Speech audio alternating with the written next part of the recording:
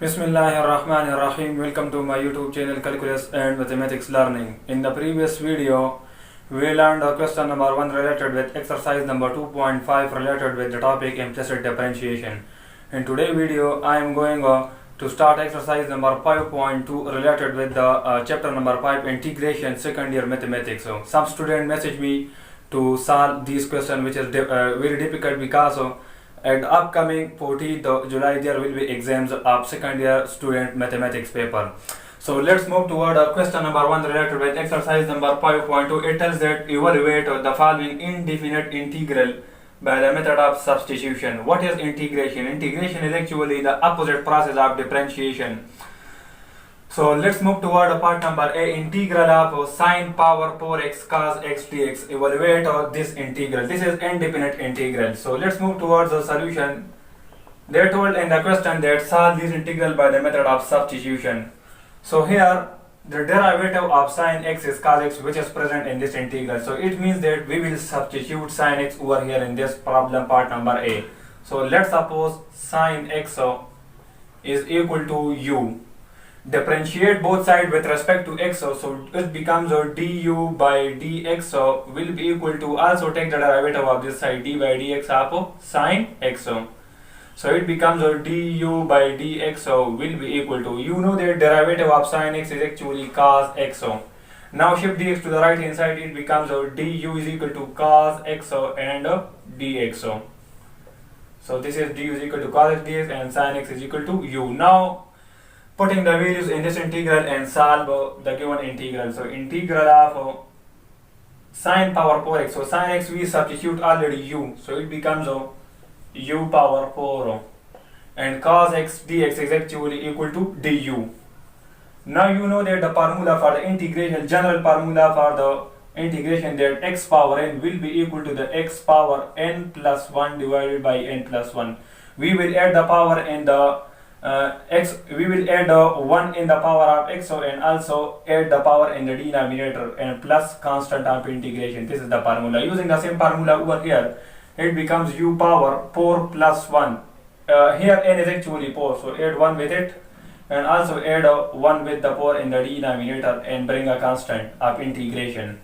So it becomes u power pi divided by 4 plus 1 gives us pi plus c. Now this is not our original integral. Our original function is sine x, not u. So we will replace this u again with sine x. So it becomes sine x whole raised to the power 5 divided by 5 plus constant of integration. So this is the required integral. If we differentiate again this in this sine x power pi plus c, it again gives us a sine power 4x cos x dx. So it means that this is the required integral.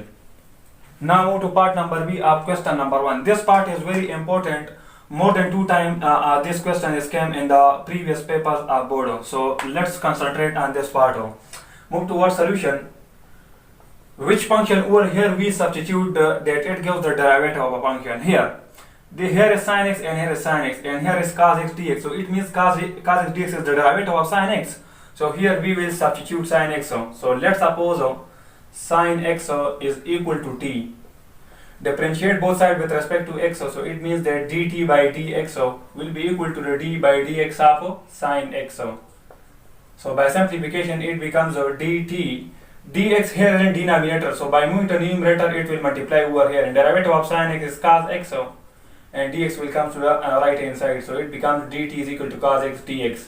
Now putting these two values in the given integral, so it becomes integral of cos x and after this with cos x and dx. This is actually equal to the cos x dx is actually equal to dt. So we will write dt over here just like dx. ln time of sin x is actually t. So ln of t divided by sin x is t. Now after this again we substitute ln of t, because you know that ln of t derivative is 1 over t, which is present over here. So it means we will again substitute ln of t. Let's suppose this is actually equal to the another variable z. So differentiate both sides with respect to t, so it becomes dz by dt will be equal to the, you know that differentiation of ln of t is actually 1 over t, so it becomes 1 over t. So shift dt to the right hand side, it becomes dz is equal to dt by t. Now put these two values in this integral. So integral of ln of t, which is z and after this dt by dt, this is actually equal to dz. Now using the generalized power rules, generalized power rule, which is x power n will be equal to x power n plus 1 over n plus 1 plus c. Using this formula, so it becomes z power 1 plus 1 and 1 plus 1 and plus constant of integration z. Z is actually equal to the ln of t. So ln of t whole raised to power 1 plus 1 gives us 2 divided by 1 plus 1 gives us 2 plus c. Now t is actually not our given variable. Our given variable is sin x, which is the given function. So t is actually sin x, so put sin x over here.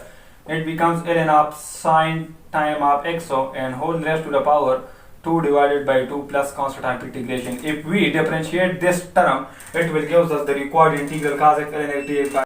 Now move to part number C. It tells that integral of e raised to power x sin time of e raised to power x dx. Using simplify this integral using substitution method. So move towards solution. Here, if we suppose to be taken e power x, let's suppose e power x is actually equal to t. Now differentiate both sides with respect to x, so it becomes a dt by dx will be derivative of e power x is same e power x. So now shift dx to the right hand side, it becomes a dt is equal to e power x and dx. So let's suppose this is dt is equal to e power x dx and e power x is equal to t. Now using these two values over here, so it becomes the integral of e power x is actually t dot sin e raised to the power x sin time of e power x dx. E power x dx is dt, so put sin time of e power x dx dt over here. Now it becomes a sin time of e power x. So e power x is t.